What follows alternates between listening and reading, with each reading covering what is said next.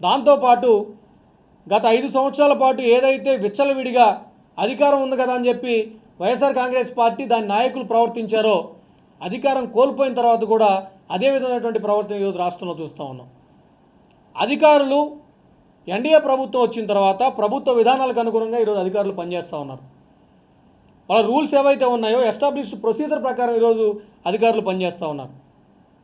వాళ్ళ పని వాళ్ళని చేసుకోనీయకుండా నిన్న జరిగినటువంటి సంఘటన అన్నమయ్య జిల్లాలో గాలివీడు ఎంపీడీఓ గారిని ఎంత దుర్మార్గమైన సంఘటన అది.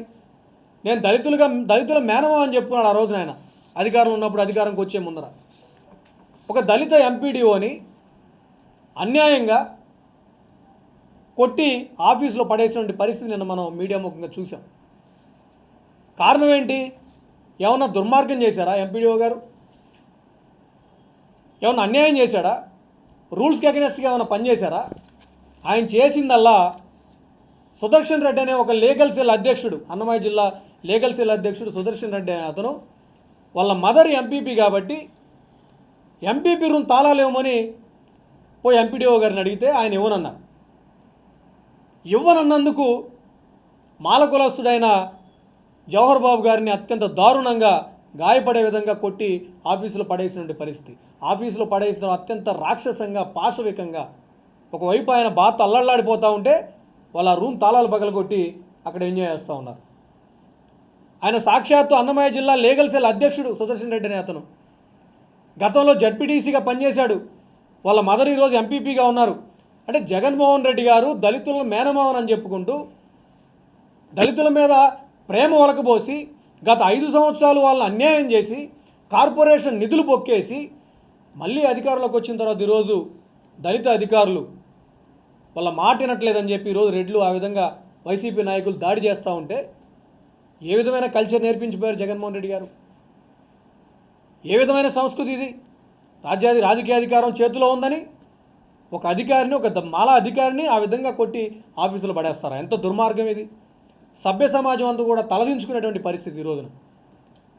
రాజకీయాలు దుర్మార్గమైనటువంటి మార్గంలో ప్రయాణిస్తూ ఉంటే వాటిని కట్టడి చేయాల్సినటువంటి వైఎస్ఆర్ కాంగ్రెస్ పార్టీ అధ్యక్షులు ఒక స్టేట్మెంట్ ఇవ్వాలి ఈరోజు సుదర్శన్ రెడ్డికి అగెనెస్ట్గా.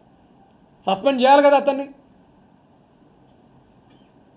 ఈరోజు అధికారులకు, ఏ స్థాయిలో ఉన్న అధికారులైనా ధైర్యంగా మీరు పని చేసుకోవచ్చు. కులమత భేదం లేకుండా ఏ అధికారి అయినా ధైర్యంగా మీ కార్యాలయాల్లో ప్రభుత్వ విధి విధానాలకు అనుగుణంగా మీరు ధైర్యంగా పనిచేసుకోవచ్చు అని చెప్పి ఈరోజు ధైర్యం చెప్పేదానికోసమే ఈరోజు మా అధ్యక్షులు, జనసేన పార్టీ అధ్యక్షులు, రాష్ట్ర ఉప ముఖ్యమంత్రి వర్యులు గౌరవనీయులు శ్రీ పవన్ కళ్యాణ్ గారు ఈరోజు ఆ ఎంపీడీఓ గారిని పరామర్శించడానికి సాక్షాత్తు వెళ్ళారు. జగన్మోహన్ రెడ్డి గారి గతంలో సాక్షాత్తు వాళ్ళ ఎమ్మెల్సీ అనంతబాబు అనే వ్యక్తి, సుబ్రహ్మణ్యం అనే వ్యక్తిని చంపేస్తే కనీసం పరామర్శకు కూడా ఒక స్టేట్మెంట్ కూడా పత్రికాముఖంగా ఇచ్చిన పాపాన పోల. అంటే దళితుల మేనమావన్ అని చెప్పుకుని ఏ విధంగా మోసం చేశాడో ఈరోజు దళితుల కోసం ఒక అధికారి మీద దాడి జరిగితే ఆయన పరామర్శించడం కోసం, మనోధైర్యం నింపడం కోసం, భరోసా ఇవ్వడం కోసం, అధికారులు స్వేచ్ఛాయుత వాతావరణంలో పనిచేసుకోండి, మీకు అండగా ప్రభుత్వం ఉంటుందని చెప్పి చెప్పడం కోసం ఈరోజు పవన్ కళ్యాణ్ గారు అక్కడికి వెళ్ళడం జరిగింది. ఈరోజు ఇక్కడ ఈ కార్పొరేషన్ కార్యాలయంలో ప్రెస్ మీట్ పెట్టడానికి కూడా కారణం ఏంటంటే వైఎస్ఆర్ కాంగ్రెస్ పార్టీ వాళ్ళ గుండాలు, వాళ్ళ రౌడీలు ఈరోజు కార్పొరేషన్ కార్యాలయానికి వస్తారు. రేపో మాపు రావచ్చు, బెదిరిస్తారు, దాడులకు గురి చేస్తారు. అన్నమయ్య జిల్లాలో గాలివీడులో జరిగినట్లుగా ఎవరు కూడా భయపడాల్సిన అవసరం లేదు. మా ఈడీలు కానీ, ఈవోలు కానీ ప్రభుత్వ నిబంధనలకు అనుగుణంగా పనిచేయండి.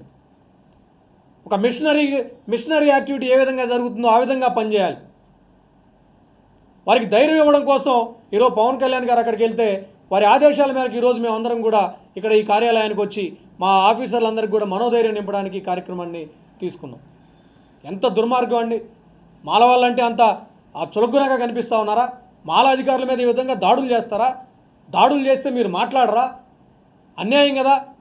ఒక అధికారి దళితుడైనంత మాత్రాన, ఒక మాల కులస్తుడైనంత మాత్రాన స్వేచ్ఛగా పనిచేసుకునే అర్హత లేదా? నిబంధనలకు అనుగుణంగా పనిచేసుకునే అర్హత లేదా? దీన్ని మాల కార్పొరేషన్ చైర్మన్గా తీవ్రంగా ఖండిస్తూ ఉన్నాం. రాష్ట్రంలో మాల అధికారులు ప్రభుత్వంలో పనిచేస్తున్న ప్రతి ఒక్కరు కూడా స్వేచ్ఛాయుత వాతావరణంలో పనిచేసుకోండి, ప్రభుత్వం మీకు అండగా ఉంటుంది. ఒక మాల అధికారులే కాకుండా ప్రతి ఒక్కరు, ఏ సామాజిక వర్గం నుంచి వచ్చిన అధికారులైనా ప్రభుత్వ నిబంధనలకు అనుగుణంగా పనిచేయండి.